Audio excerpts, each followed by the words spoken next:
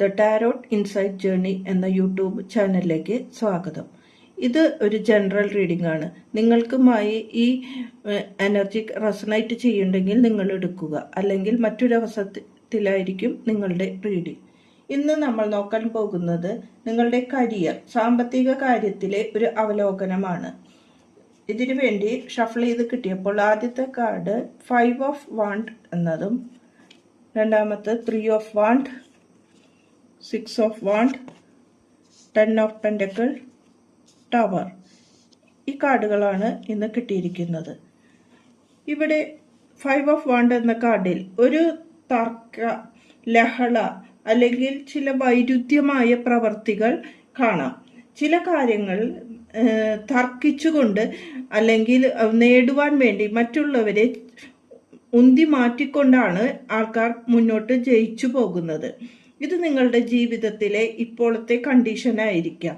നിങ്ങൾ വിശ്വസിച്ചവരോ അല്ലെങ്കിൽ നിങ്ങളെ വേണ്ടി ചെയ്യേണ്ടവരോ ആണ് ഇത് കാണിച്ചു കൊണ്ടിരിക്കുന്നത്. ചില തർക്കങ്ങൾ നല്ലതിന് വേണ്ടിയാണ് എന്നും നമുക്ക് തോന്നാം. അതായത് നമ്മളെ നമ്മുടെ ജീവിതത്തിന്റെ യഥാർത്ഥ മുഖം തിരിച്ചറിയാൻ വേണ്ടി ചില തർക്കങ്ങൾ നമുക്ക് ജീവിതത്തിൽ വേണ്ടി വരുന്നതാണ്. എല്ലാം വിട്ടുകൊടുത്താൽ നമുക്ക് ഒന്നും നേടാനാകില്ല. നമ്മുടെ അത്യാവശ്യം അറിഞ്ഞ് നമുക്ക് വേണ്ടി നമ്മൾ തന്നെ പ്രവർത്തിക്കണം. പല കാര്യങ്ങളിലും ക്ലാരിറ്റി കിട്ടണമെങ്കിൽ ജീവിതത്തിലെ വിഷമഘട്ടങ്ങളെ അതിജീവിച്ചാൽ മാത്രമേ ജീവിതം പഠിച്ചുകൊണ്ട് മുന്നോട്ട് പോകുവാൻ സാധിക്കൂ.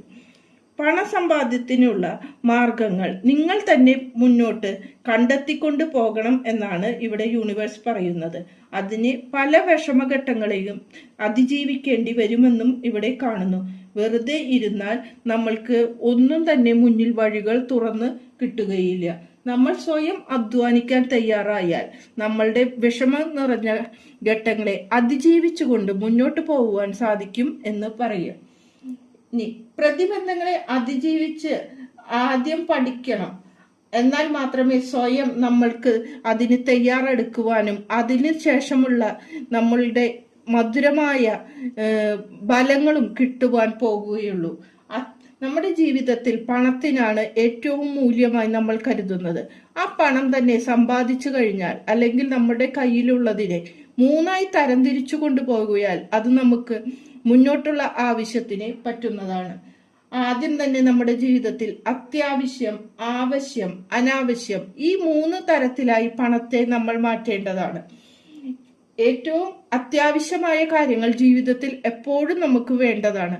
പക്ഷേ ആവശ്യവും അനാവശ്യവും അത് നമ്മൾ വേണമോ എന്ന് ചിന്തിച്ച് മാത്രം പോയാൽ നമ്മളുടെ പണം നമ്മളുടെ കയ്യിലിരിക്കുകയും അത് പിന്നീട് നമുക്ക് ഉപകരിക്കുകയും ചെയ്യും. ചില കാര്യങ്ങൾ ജീവിതത്തിൽ അനാവശ്യമായ കാര്യങ്ങൾക്ക് വേണ്ടി നമ്മൾ വളരെയധികം പണം ചിലവഴിക്കുന്നത്, അത് കഴിയുമ്പോൾ അത്യാവശ്യത്തിന് വേണ്ടിയുള്ളതിന് നമ്മൾ ഓടി നടക്കേണ്ടിയും വരുന്നത് കാണാം. അങ്ങനെ പണം സമ്പാദിച്ചോ അല്ലെങ്കിൽ നമ്മൾ നോക്കി കണ്ട് ചിലവഴിക്കുകയാണെങ്കിൽ 10 ഓഫ് പെൻഡക്കിൾ എന്ന ഈ അവസ്ഥയിലെത്താം. അത് നമ്മുടെ കുടുംബത്തിന്റെ ഭദ്രത, സന്തോഷം, ആഘോഷങ്ങൾ എന്നിവയാണ് കാണിക്കുന്നത്.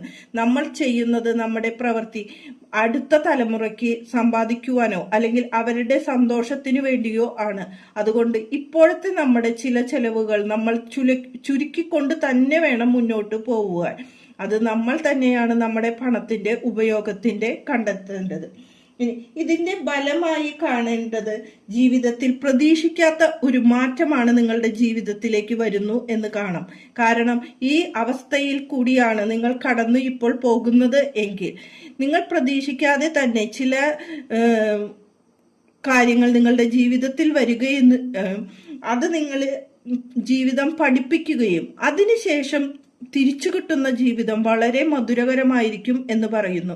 കാരണം ഈ ഇടിവെട്ട് ഏറ്റ് ഇതെല്ലാം നശിച്ചുകൊണ്ട് പോവുകയാണെങ്കിലും അതിലൊരു പച്ചപ്പും അതിൽ നിന്ന് ഉയർന്നു വരുന്ന മൃഗങ്ങളെയും മറ്റും കാണാം.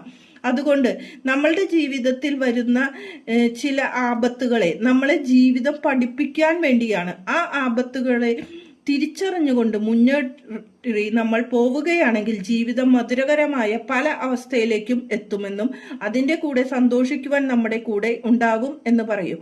പണത്തിന്റെ വിനിയോഗം തന്നെയാണ് ഇവിടെ കൂടുതലായിട്ട് പല എനർജികളിലും കാണുവാനായിട്ട് സാധിക്കുന്നത്. അതേപോലെ കരിയറിലും നിങ്ങളുടെ ലക്ഷ്യം നേടാൻ നിങ്ങൾ തന്നെ മുന്നോട്ട് ഇറങ്ങി ചെയ്യണം എന്നും അതിൻ്റെ നല്ലതും ചീത്തയും തിരിച്ചറിയാൻ നിങ്ങൾ തയ്യാറാകണമെന്നുമാണ് യൂണിവേഴ്സ് പറയുന്നത്.